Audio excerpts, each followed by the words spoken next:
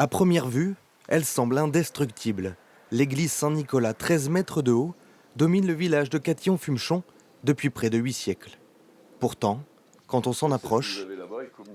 Là, ce qui m'inquiète aujourd'hui, c'est tous ces fissures qui interviennent sur nos blocs de pierre et qui consolident l'édifice. Ça évolue de plus en plus, comme là, nous avons là ce week-end un relevé de dalles au niveau du sol et quelques blocs qui sont tombés sur le côté face à la route. Sur la façade la plus ancienne, des fissures, longues par endroits de plusieurs dizaines de centimètres. Propriétaire de l'édifice désacralisé, la mairie y est installée depuis 2007. Et pour le maire, avant même d'entamer des travaux, il faut gratter la pierre, enlever tout ce qui est mousse, pour voir exactement en dessous où la pierre s'en va par rapport aux infiltrations d'eau et aux fissures. La rénovation coûterait avec ce nettoyage près de 100 000 €, l'équivalent d'un quart du budget annuel de la commune. Impossible de tout financer, alors Didier Dupont espère obtenir des subventions.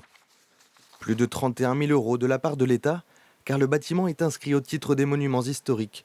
19 000 € venant du conseil départemental, la mairie compléterait à hauteur de 12 500 €. En attendant une réponse, les autres projets sont à l'arrêt. Certains chantiers ont déjà été mis en arrêt à cause d'autres chantiers qui se sont greffés. Et là, malheureusement, entre, je vous dis, l'enfouissement des lignes électriques, les rues qui auraient dû être faites alors que tous les devis ont été acceptés, aussi bien les aides au niveau du conseil départemental, on serait obligé justement de bloquer ces chantiers-là.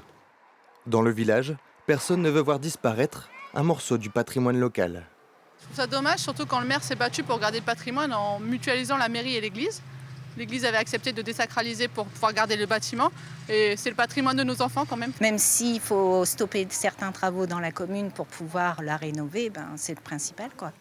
Les travaux pour une rénovation de ces vieilles pierres devenues avec le temps aussi précieuses que fragiles ne débuteraient pas avant 2025.